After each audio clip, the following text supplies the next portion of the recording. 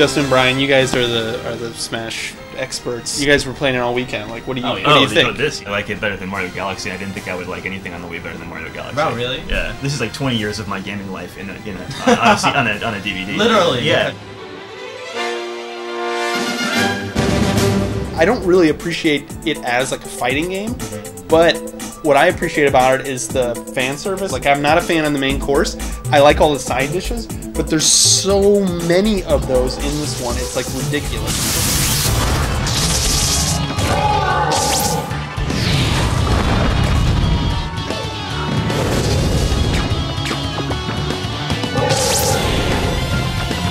Melee was my first Smash game, and like I was awful at it at the beginning. And the only really way I could get good at it was by playing with friends and having them tell me, you need to do this, this, this, this, and this. But like, with this game, the adventure mode is really, really solid.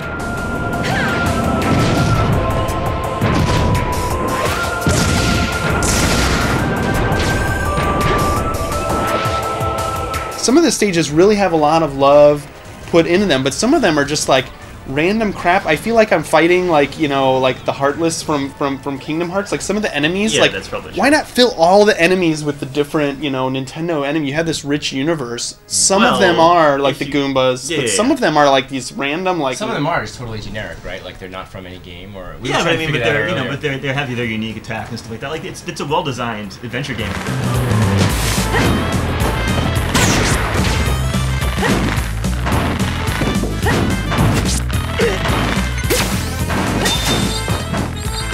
It's weird. Like, I go from really liking it to not liking it so much. Like, at times it feels like bad fan fiction. You know, it's like when you're Fox McCloud fighting like a Pokemon. Right. It's like, wait, what? Why am I doing this again?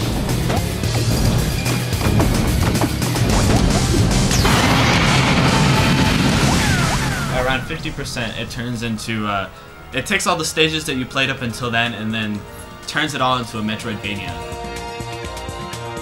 I'm gonna admit that it does get a little repetitive because the variety in the enemies is a little low, but it's this interconnected, makes no sense, but it's totally crazy and fun Nintendogasm that by the writer of Final Fantasy VII. Right. Like, what did he write? It's like then Diddy Kong appears and does a backflip and shoots peanuts at a thing. Like, do you really hire like an award-winning writer to write that? Nobody says anything the entire time. Well, I don't know. When having played through the whole thing, his style really comes through. It does feel like a Nojima script.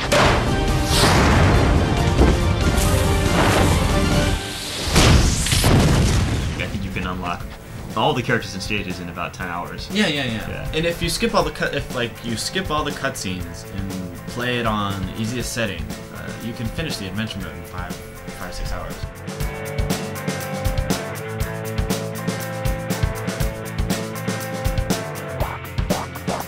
I mean, I've got about 80 to 85% of this stuff unlocked now, you know, but like every single one of those was a really, really, you know, unique kind of thing you had to do. There was one where you had to like jump off of the stage into the water and swim for 100 meters. They're like achievements, basically. Yeah. And it's, I mean, it really feels good to look at your wall, it's all complete, and you're like, oh, that's awesome.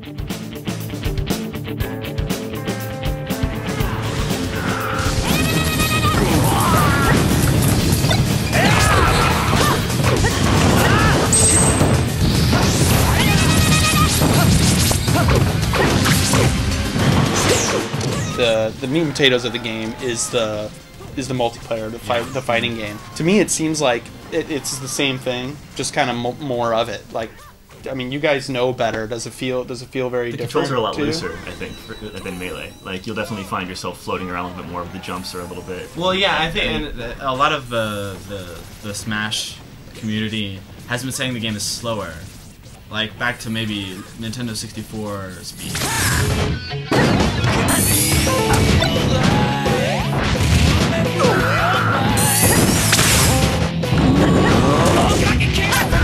How can they possibly be balanced? Like, they don't. Smash doesn't have a history of really everybody being balanced. No. It's like different tiers. But if everybody finds a character that plays up their personal strengths as a player, like I happen to really like juggling people, so like Lucas is a good character for me because his up smash is like ridiculous. You know, he has like the range is like 3 times his body width and 3 times his body height. Anything near him just gets blown sky high. Tiers come from when people play and they learn new tricks. As time goes by, more and more people will find more and more techniques, and maybe Lucas right now now is really, really strong, but, you know, and next year, this time, Someone people will be will like, figure out a way to Olimar's the handle it. shit, you know? Yeah. No, It's like the different stages. I mean, besides just being really cool, like having electroplankton and being all the Nintendo history involved in them, is how differently like they play. They're completely different. Then you have the Game & Watch stage that's changing, or the WarioWare, even within its own stage is changing like dramatically while you're playing it.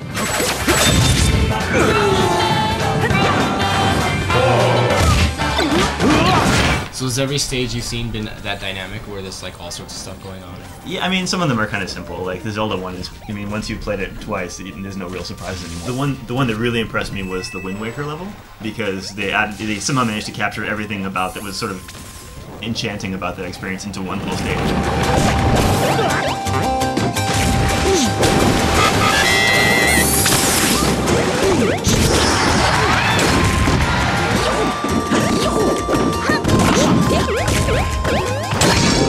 I've been playing online, but almost all I've been doing is betting on other people's matches and spectating. I actually love doing that. Yeah, like, it's fun. Yeah, It's fun. and then you even get like bonus prizes and stuff like that. There's like the stuff that I'm addicted to is all the stuff surrounding the game that's not actually the actual real game, which See, just once feels you kind of When you weird. get better at it, though, you're gonna want to play more of the actual game. Right? Yeah.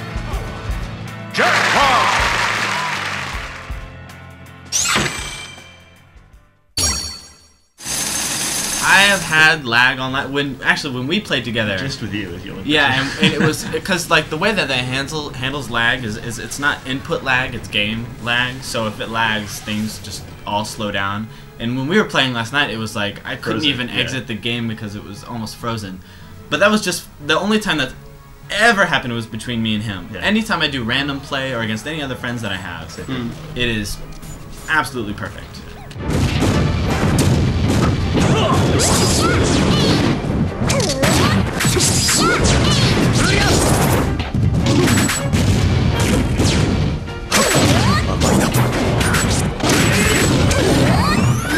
But I was impressed that like even while you're waiting for a match to start, you can you're hitting like a sandbag. It gives you stuff to do. The spectator mode and how you can even bet on spectator matches. Like they thought about it in a different way.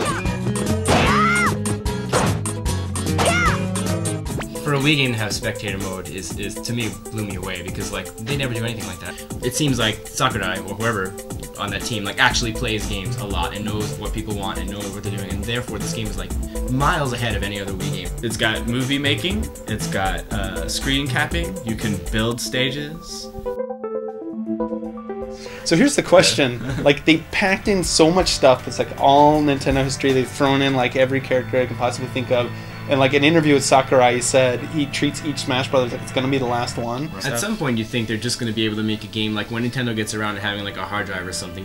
Like just make the game like this is the game, and then just add stuff to it, and not like remake the whole engine over and over again. Like how would they seriously like?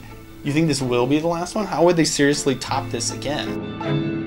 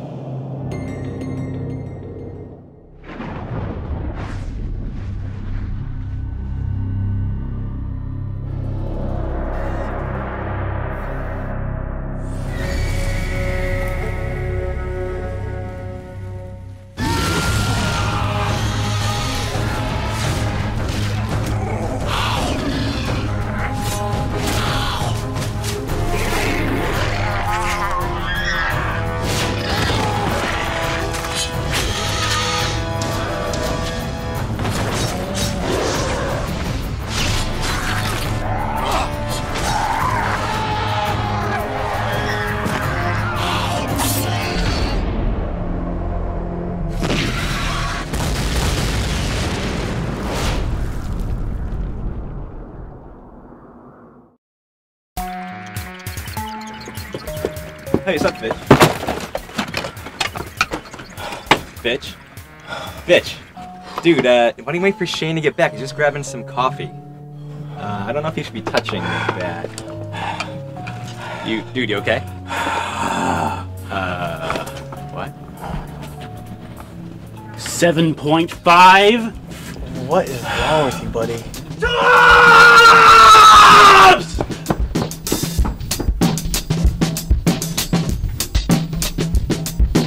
That son of a Fitch. Everybody get up, it's time to slam now. We got the real jam going down. Welcome to the Space Jam. It's your chance, do your dance at the Space Jam. Alright. Even start by explaining this game. I mean, you know, it's pretty much just the title. You know, if you could, it's Final Fantasy VI only with Chuck Barkley. What the hell do you even add to that? Well, you can kind of treat it as like the video game sequel to Space Jam.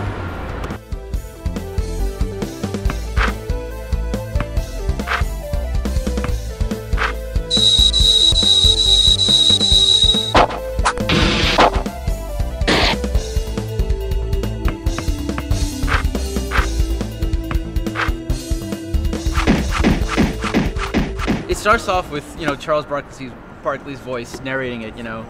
12 years ago, basketball was banned. All b-ballers had to go into hiding.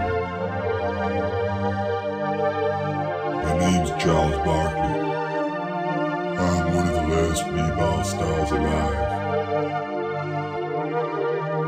In 2041, basketball was made illegal, and almost all b-ballers were massacred in what is now known as the Great B-Ball. Charles Barkley plays the reluctant anti-hero who apparently 12 years ago blew up Manhattan by performing a chaos dunk. Yeah, which is equivalent to 150 megaton nuclear bomb.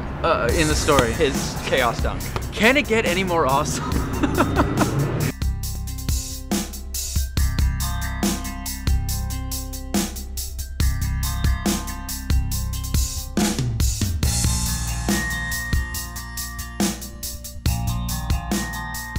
They're in this ruined Neo New York, that's dealing with Neo Shekels. And the best thing is, it takes itself so seriously. All the bums are asking for money. You know, this kid comes up to him at one point and is like, "Excuse me, sir, can you spare 1 Neo Shekel?" And he says something like, Barkley is the only character that's kind of like not taking everything seriously. There's one point also in the sewers where this one bum is talking about how the city used to be this great, you know, we used to be this great civilization. What has happened to our crumbling society? And Barkley's like, "What the fuck are you talking about?" is his exact text. I mean, it's so good. When you had to write that poem, the love poem where like you actually like come up with the lines to try to finish it, and the whole time Barkley's like, "This is stupid. Why am I writing a poem right now? I don't give." They're like, "Do you think it's good enough?" He's like, "I don't give a shit." Yeah. He's like, "Let's just give it to him and go." Funny because it's basically placing basketball as like this lost, almost like religion now that's completely forbidden. Like in the beginning where you're talking, and this guy's like, "Oh, I heard people used to play basketball here," and Barkley's like telling the guy about it. He's like, "You better shut up because the cop's gonna hear you, and we can't be talking about pick and rolls, otherwise we're going to jail." I don't know how you top that, but it keeps it up. It does keep it up. Actually, it's actually a full game. So this is the other thing is they started off as a demo, right, which they distributed, and it was like a half-functional demo. And by what I mean is half-functional, I mean it was equivalent to like a Final Fantasy VI at that point. You know, it was full RPG style. Yeah, I would say it was that far developed, but you know. Right, but it was gameplay-wise, it was like it was fully fleshed out already. I mean, it had menus, it had text, it had a storyline, it had graphics. They were kind of placeholder graphics at that time, but it had the heart and soul of what is now the complete Barkley shut up and jam. When I played the demo first, it is a little bit more of a straightforward by the numbers, turn-based combat system you'd see in any like 16-bit RPG. But the final version of it, every character's attack is completely different.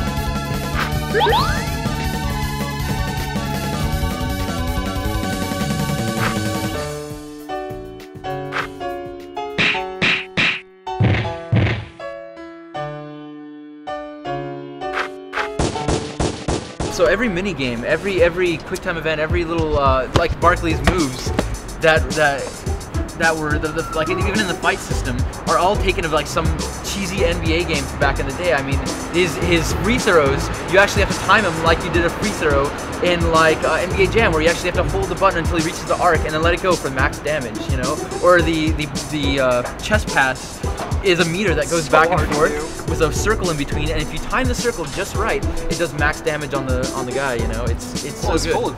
there's like NBA in jokes that I'm not gonna fucking get. You might, you know. I mean, I understand that, you know, Jordan is evil secret policeman.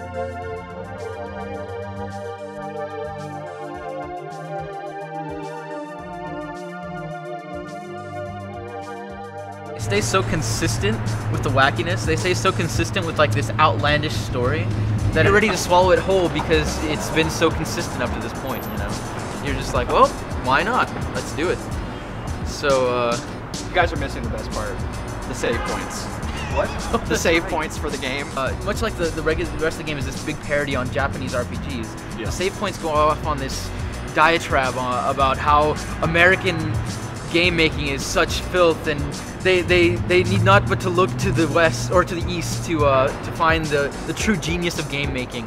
So the items that you gain and the enemies, and the really enemies, gotta put them together. They all stay really consistent with the world. Yeah, I mean they're all like referees and golems made out of basketballs. And, yeah, things like that. And then the items are like, I mean, you have like chubs to cure glaucoma, and alcohol to cure like, you know. Asperger's. Asperger's. You have. Wait, what? Yeah. Asperger's is a status ailment. It's a status ailment which is cured by alcohol in the game. One of the main drawbacks is that it's definitely for the hardcore RPG players. Absolutely. Because it's so traditionally RPG, you know, so traditionally Japanese RPG, where you really actually have to grind in order to do any of the side quests, because the dudes that face you, the basketball monsters and the referees and the zombie, you know, basketball players are it's kind of super high level. It's appealing to a narrow band there, whereas you know, people who play RPGs and people who give a shit about basketball. But honestly, I don't do either, and I'm endlessly entertained so far. True. That's the one thing I wonder too, because when I first played it, I was like, well, what is the audience for this kind of game? Because, you know, it's appealing to the kids who play the hardcore RPGs and people who are basketball enthusiasts. I'm like, I don't usually see those two together, but I think because it's two completely separate things that they found this strange middle ground where I think a lot of different people can enjoy it.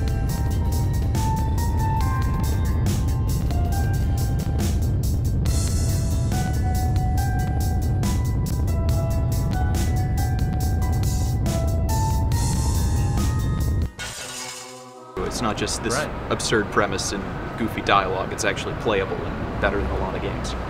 And adorably amateur. Yeah. You know, it's just, I want to do like a train spotting with sprite riffs in this thing and try to actually place where all of them came from. Yeah. Rated M for mature.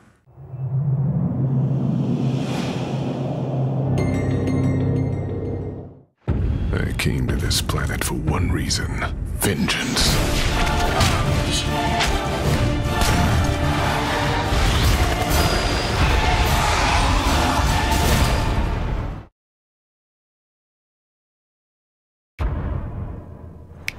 Fear no in your eyes, showing you what you can't see. Rising hands, or staring down. Bitch. Time. What's going on here, dude? How dare you interrupt my meditation on my ennui? You've really gotten into Lost Odyssey. A lot. Yes, I have. Give me that.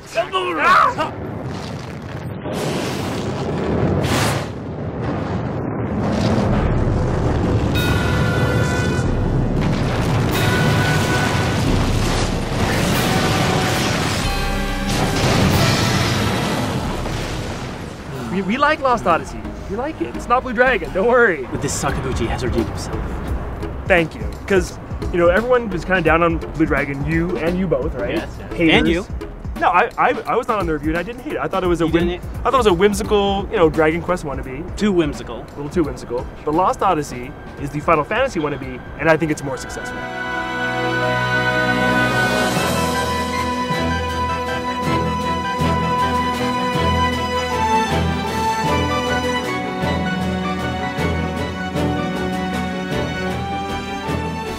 This is kind of like what Sakaguchi would have made if he made Final Fantasy X. Yeah. That's really what this is. And there's a place for this because there are no B-tier RPGs on 360 that are like approaching Square Enix quality of production, and this is. It's definitely a jump above like Wild Arms or even Shadow Hearts, which is the series that secretly was made by the developer of this game. This game is made and you up. get some of that Shadow Hearts humor. What's that? You hear that? What? Jensen! That's a harp. Yeah. Queen must be in there, right? I mean, no dude plays a harp. Yeah. Queen. I would have liked more of their creativity to come through. You don't get like the weirdness. Yeah, I mean, I think of the Shadow Hearts games. Clearly being driven by Sakaguchi. They're throwing in some of their own stuff, but I think it's a good combination. Definitely better than Artoon and Sakaguchi. Yeah. I'm not in love with the character designs. I know he's a talented designer. He did Slam Dunk. Takehiko in a way, yeah. Right. I think that his designs tend to be a little more mature than the typical manga anime. Hey, you!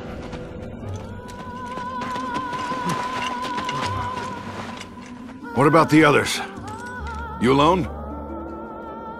What's your name? Your unit? But I feel the characters look a little too like mundane and average and just look like townspeople. Follow me. So Ray, how do you feel about Kaim? He's laconic. He's laconic, yes. Does not say much. Exactly the word I was looking for. And he has this awesome strand of hair that stays in place the whole time, you know. I think he's actually a different kind of protagonist. It's more character driven. It's more these people are discovering themselves. I mean, to me, it feels like a grown up Final Fantasy. That's Officer Seth Balmore with the 43rd Magic Division. She's like you. She got out in one piece. Really? You two are walking miracles.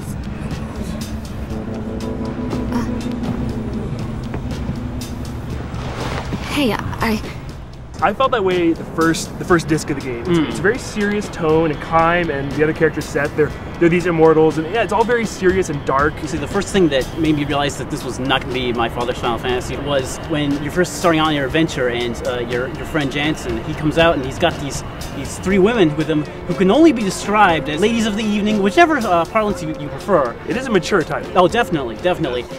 what the? This is the other guy? Yeah. Why are you late? Can't you tell? A man's gotta do certain things before leaving on a mission like this, and I know what I had to do. Jerk. Unlike Blue Dragon, like, there are actual bits and pieces of the characters revealing themselves over the course of the game, and you didn't get that with Blue Dragon. Although the gameplay was fine, and the gameplay here I think is fine too, but there was no motivation to learn about those characters. Well, and the way you hear their backstory is interesting, but the idea of there being 4 legendary heroes, that's not original. That's like every RPG ever. Hi. Girls like flowers. Hey, mind letting me have one? Ow! Don't pick 'em! Hey, you little brat. Next time, say that before you hit someone. You got that, kid? Shut up, you old geezer! Geezer? I mean, it felt like an adult adventure, and then they bring in these little People kids. have seen the kids. Like, yeah, I mean, every time. It is Parliament form. You say that. In fact, when you first meet these kids, there's a musical theme from Uematsu, the guy who did the music to 4, that is a direct nod to that. What's your name? I'm Cook, and this is my little brother, Mac. Cook and Mac. Gotcha. I'm Seth. Nice to meet you. The music, I think it is very competent, but it is very derivative of Uematsu's earlier works. Sakaguchi is mining his past. Uematsu is mining his past. Up to and including the Victory Fanfare, which is like a dissonant remixed version. Too dissonant. It's very dissonant.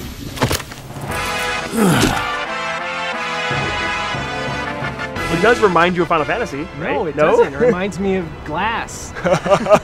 I'd rather it be derivative of Uematsu than Blue Dragon's being derivative of Sugiyama, which Uematsu did. Like in Final Fantasy 7, 8, there's melodies that you hear again and again. You don't really get that. There's not really a theme. There's not really a melody that's really sticking with me yet.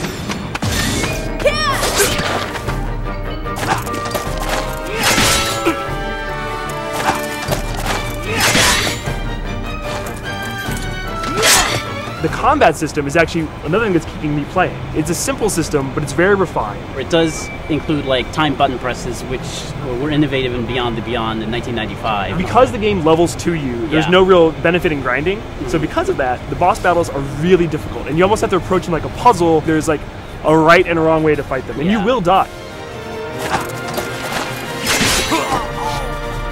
I'm just used to going through games, hitting not bothering to heal my party members because the only challenging thing is going to be the boss battle. Here, it's definitely I have to keep on my toes at all times, which actually engages you in the game more, I think. Yeah.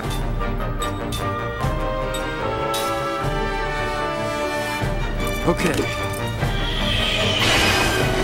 But I do like the combat. My only problem is the loading times before and after combat are unfucking believable.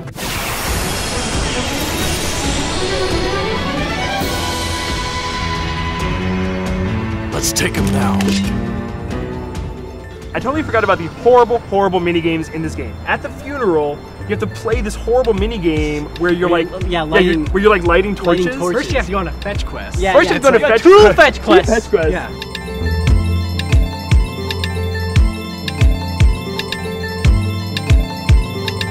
Yeah, during the incredibly stressful funeral, I was like not doing it correctly. I almost called you. I didn't know what to do. Yeah. No, it was like 3 a.m. I was like, what the fuck? Same here. And I'm like, seriously, game?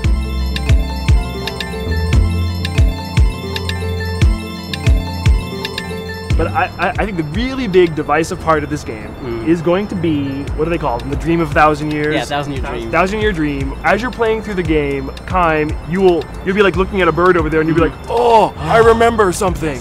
And then you get the chance to read a story.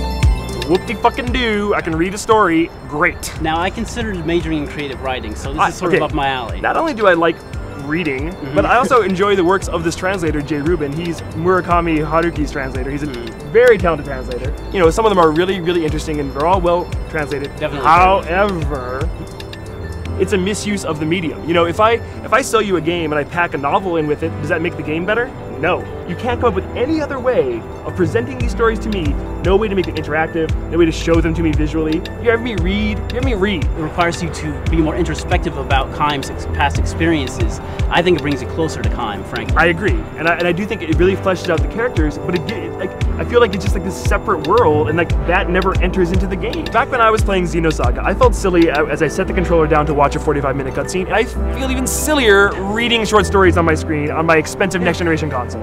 Like, really. I'm satisfied with I just think it's lazy. Even if the content is really good, it's a lazy misuse of the technology, and I'm not going to reward it for doing it. Even if they're good stories, like, hi, wrong medium, folks.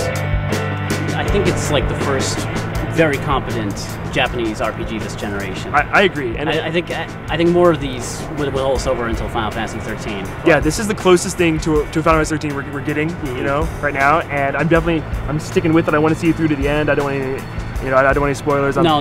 The story is involving me for as much as any RPG has since Persona 3, frankly. We all agree it's recommendable, and all agree it's definitely better than the Blue Dragon. Yeah, I think we all agree it's better than Blue Dragon. It's recommendable. But Gooch, you redeemed yourself. Yeah, Gooch. All right. Yeah. Queen. Ignore it. It'll lead to trouble. Hey, I've got a sixth sense about these things. The Queen's got to be hot. I didn't pay my respects. I mean, I'd have to turn in my man card. Time to work my magic. Ah, idiot. What are you trying to pull, Jensen? Open up! Hey, I don't wanna go to work today. Wanna stay home and play all my video games. No, I don't wanna take it nice and slow.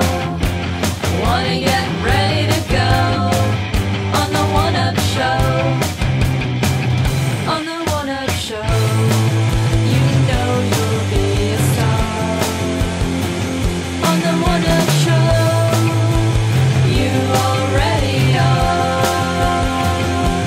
Every day is like a holiday. So long, goodbye. I'm gonna run away right now. Game on all night. I'm gonna be on the one-up show. On the one-up show. One-up, one-up, one-up, one-up, one-up, one-up, one-up, one-up, one-up. On the one-up show. One-up, one-up, one-up, one-up, one-up, one-up, one-up, one-up. On the one-up show. One-up, one-up, one-up, one-up, one-up, one-up, one-up, one-up, one-up. On the one-up show. You've been fitched. 99 problems that a Fitch ain't one.